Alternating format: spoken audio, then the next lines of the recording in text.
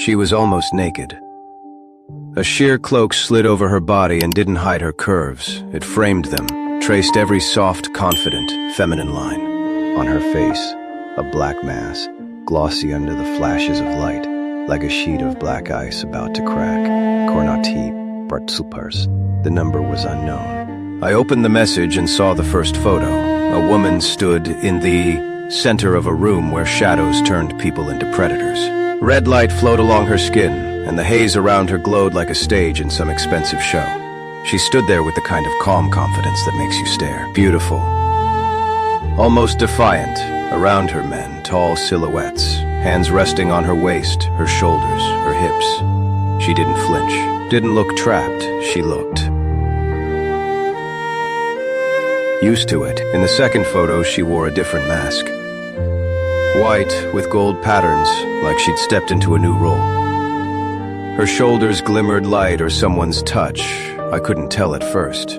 I stared at her like she was a stranger, a beautiful woman from another world, too bold, too bright, too free. In the third photo, the mask was red, the cloak different, the pose more sure of itself. The men were closer now, their hands held her nearer. She tilted her head slightly to the side and her lips parted in a soft smile warm, easy, like she knew every single person who was touching her. I didn't understand what I was looking at. I just scrolled, like a man seeing beauty and not immediately daring to ask. Why did they send this to me? The woman in the photos was mesmerizing. The kind of woman who makes men's eyes twitch toward her like toward open flame. She was laughing with her eyes behind the mask, moving with that loose, owned ease. Like the entire room belonged to her, and other people's hands were just accessories. I didn't recognize her. She was too daring, too glowing, too alive. But on the fourth photo, something stung. A chill ran down my spine like a shadow passing along it. My gaze snagged on a detail my brain hadn't named yet. I zoomed in, zoomed again, and saw the ring on her hand. Our ring. The ring I had put on her finger the day I thought I was holding my future. I saw that ring and my world started to shake. My throat went dry so fast it felt like the air had been sucked out of the room. A woman from another world stared back at me. A woman more beautiful than anything I had ever seen. A woman any man would dream about. A woman I had loved for 7 years.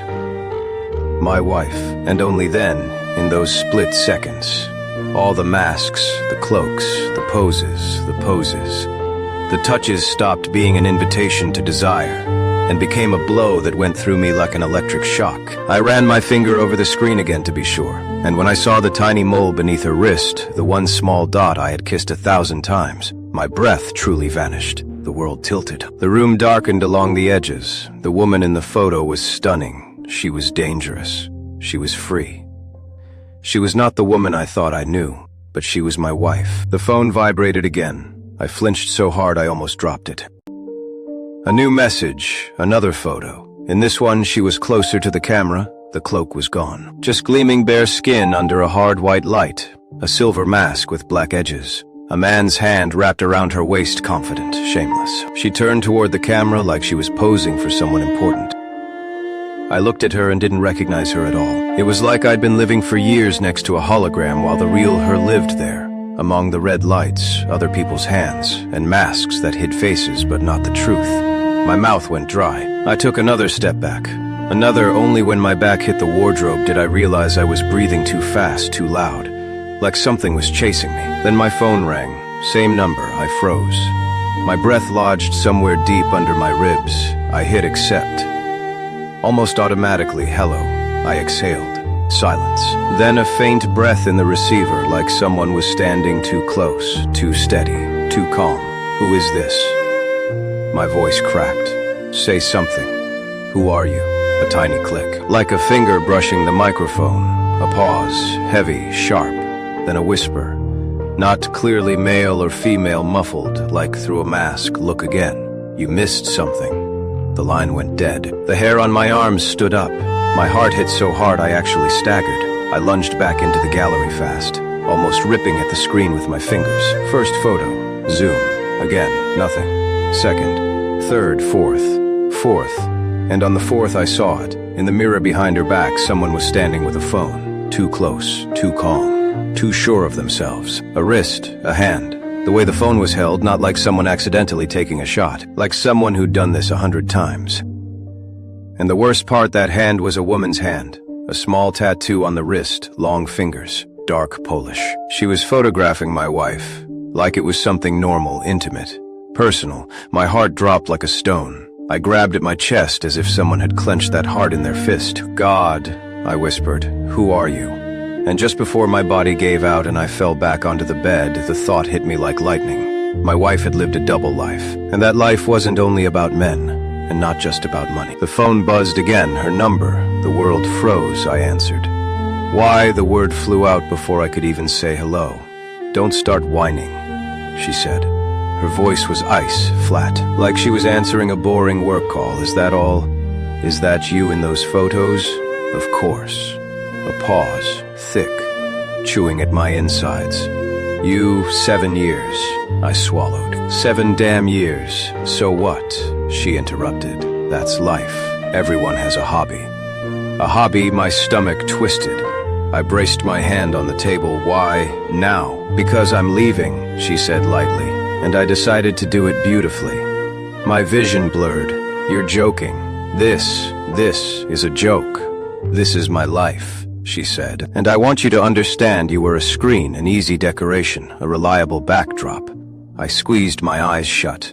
My chest burned. The air was gone. "And one more thing," she added. "You never knew me, not for a single day." The line cut. Silence slammed into the room like boiling water. I stood there, staring at the screen, not believing that voice. Her voice had said all that so easily. So skinless, soulless, without a single shiver. Then something snapped inside. It wasn't a sound. It was like the tendon of my soul suddenly tore. I jerked. Not just stood up, I shot to my feet as if the floor had turned red hot.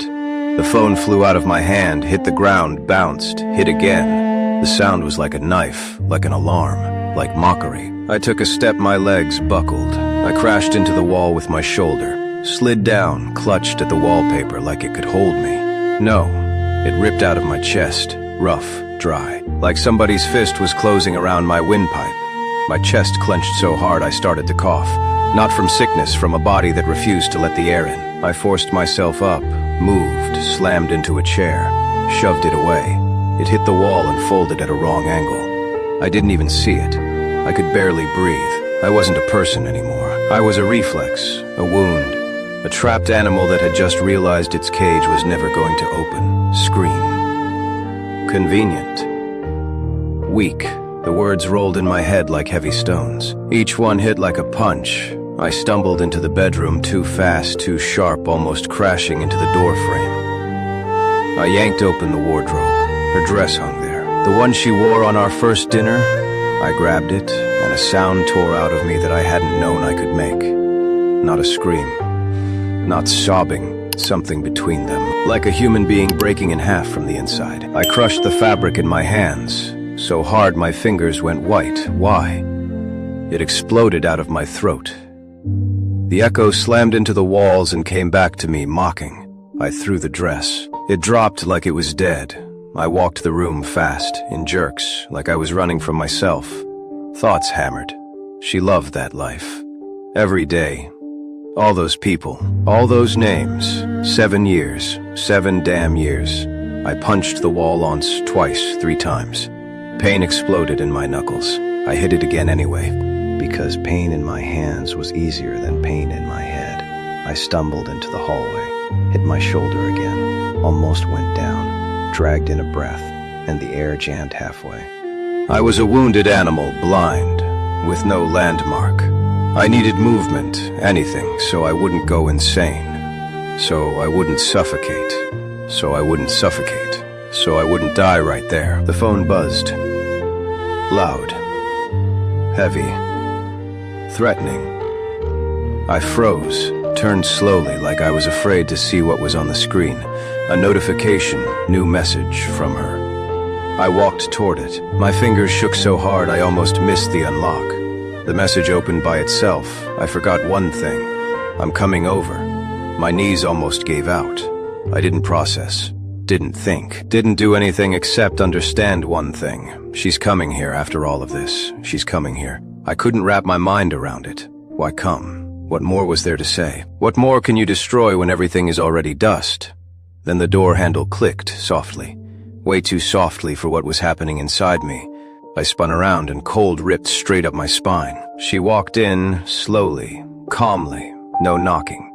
Like an owner, like this was her home, and I was just a piece of furniture someone forgot to throw out. She closed the door behind her, precisely, gently, with that particular kind of quiet contempt that made my jaw clench. She looked at me and smiled, a small smile, the same one from the photos, confident, sensual, predatory. You got over it fast, she said. I thought there'd be more drama. My heart lurched, and I felt my legs carrying me forward on their own. I didn't choose. My body moved because my feelings were too big to stay where they were. Why did you come? The words shot out like a bullet. In one sharp motion, she took off her coat, hung it up as if we'd just come home from dinner. I told you, she said. I came to take the most valuable thing. She walked past me.